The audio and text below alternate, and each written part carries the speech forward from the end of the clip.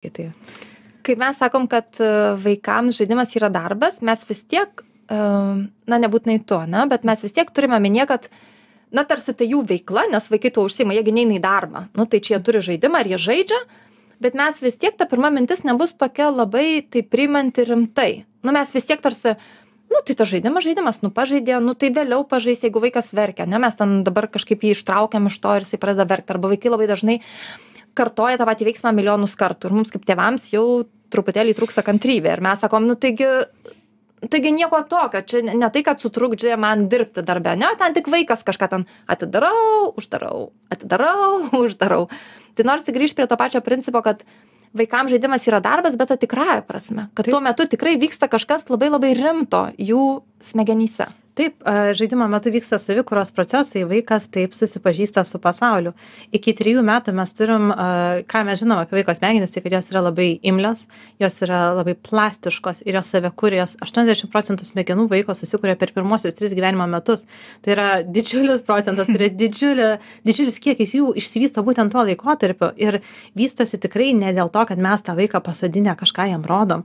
Vaikas mokosi iš aplinkos ir ką mes jau žinom apie smegenų gebėjimą mokytis šiame amžiuje, tai yra, kad tai yra nepertraukiamas procesas, jis vyksta nuolatos, spontaniškai ir visapusiškai iš visumos, jis viską geria tas vaikas ir mes iki galo negalim parinkti, kuri jo patirtis taps edukuojančia, ta mokomąja, ta savikūros patirtimi, dėl to tas žaidimas yra toks rimtas, nes žaidimas yra tai, ką vaikai patys natūraliai pasirenka daryti, tai yra jų vidinė motyvacija, juos veda tai daryti, tai jau vien tik dėl to pertraukti nedrįsčiau, nes taip vaikas save užsimotyvuoja ir laiko save tame veiksme, tame procese, per tai vaikas mokosi susikaupti.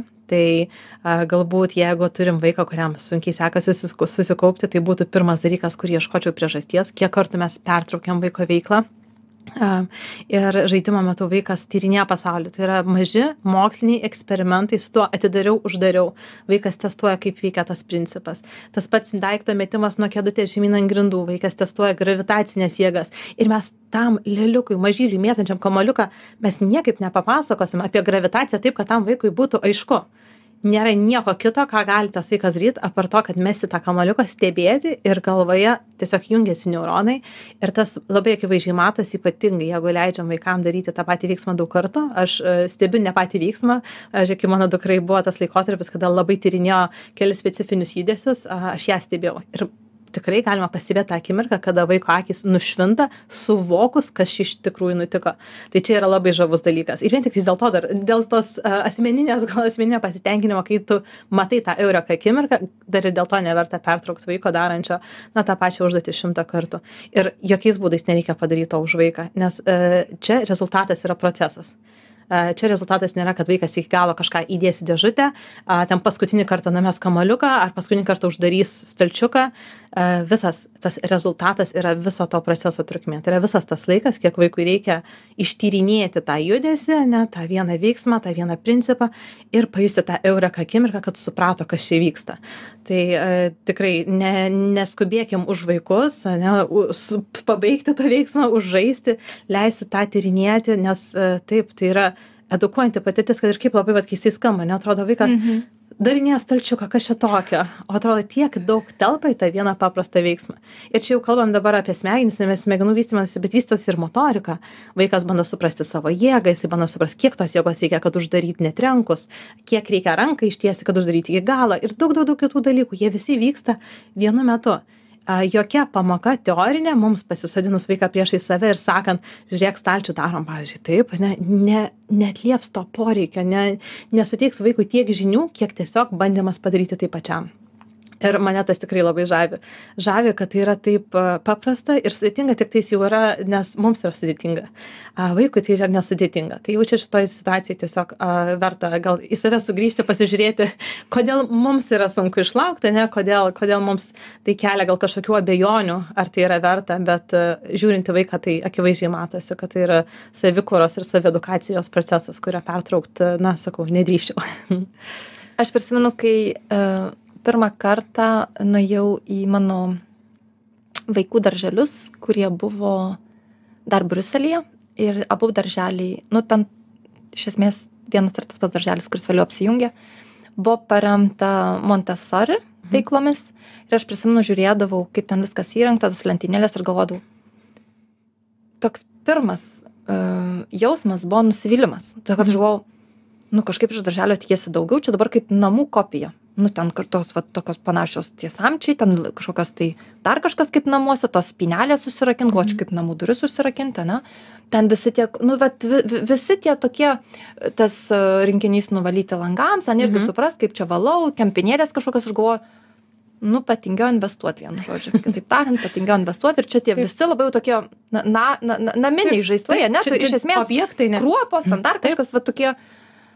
Ir aišku, vėliau, kai susipažinau ir daugiau apie tai sužinojau, aš supratau, kiek daug iš esmės, nu, kaip dažnai mes kaip tėvai norime, bet vėlgi vaikus edukuoti per žaidimą, bet tikimės, kad tai tas žaidimas turbūt kažkoks, tai, nu, vat, nežinau, toks labai specialus, sudėtingas, nupirktas parduotuvėje ir kur į žaidimą bus labai visko daug sudėta, ten bus ir šviesa, ir garsas, ir dar kažkas kalbės, ir vaikas išmoks pirmas raides su tuo žaidimu, iš esmės va taip įsivaizduojam tą edukaciją, ne? Taip, ir yra tokia klišė, taip žmonės dažnai įsivaizduoja, kad ta priemonė turi būti viską daranti. Taip, o pamačius ten, kad indelis, į kur reikia pilti kruopas, mes galvom, tai kas čia dabar, kokia čia edukacija, koks čia per žaidimas ir kas čia per edukacija vyksta? Taip, bet vyksta. Ir čia yra įdomus momentas, mes daug laiko, bent jau aš savo paskyroje apie tai kalbu, apie pasyvius žaislus ir aktyvius vaikus. Ir čia va būtent su to susiduriam. Ar mes norim, kad daiktas viską suteiktų vaikui, ne, kalbas, ten sensorinius visokias stimulacijos, šviesas, garsus, vaizdus. Ir tada čia žaidžia žaislas šitoje situacijoje, ne, čia tas žaislas atlieka visus veiksmus, vaikas sėdi pasyvus, tarsi geria tai. Ar mes norim, kad vaikas pats aktyvintų tą objektą matomą ir to pasiekoje kažko išmoktų. Ir tikrai yra nelengva įtikinti tėvus, kad tas pasyvus objektas yra būtent tai, kas vaikui padės geriau kažką išmokti. Ką aš turiu omeny geriau, tikrai galima ir iš tų pypsinčių ir žypsinčių žaislų kažką vaikas, na, jisai tikrai išmoks, nes jis absorbuoja savo tą aplinką, jisai vis tiek kažką iš to pasims. Gal dėl to net ir kaip tik norėtųsi ypatingai pakviesti tėvus atsakingai rinktis objektus į vaiko aplinką, nes ne visada aišku, ką vaikas pasims. Būtent su tom pasyviam priemonėm yra aiškumas. Jos yra labai ribotos ir tas ribotumas leidžia mums labai aiškiai apibrėžti, na, ką ta priemonė viena suteikia vaikui. Tai mes tada žinom, kad nėra, na, papildomų dalykų. Pavyzdžiui, tikrai žypsintys, pypsintys žaislai neretai vaikams sukelia tokias emocinės iškrovas, nes vaikam yra per didelė stimulacinė ir tai yra irgi tas dalykas, ko vaikas pasisėmė iš to žaislo. Tas objektas tą jam suteikia. Tai dėl to tos pasyvios priemonės, kaip sakai, kur ne žaislai, objektai, kur atrodo, kad darželis nepasistengia, yra būdas labai taip tikrai pilnavertiškai ugdyti vaiką, bet ne pridedant papildomų dalykų, kurių tuo metu tam vaikui nereikia. Tas ribotumas, jis turi savo žavesį, nors pirmas įspūdis, tai klausiau tavęs ir tikrai dažnai išgirstu iš tėvų tokį, ar tokį atsiliepimą, dar dažnai būna toksai, kad taigi čia nuobodu, vaikui bus neįdomu. Ir šitą vietą verta pakalbėti apie tai, kas vaikus motyvuoja.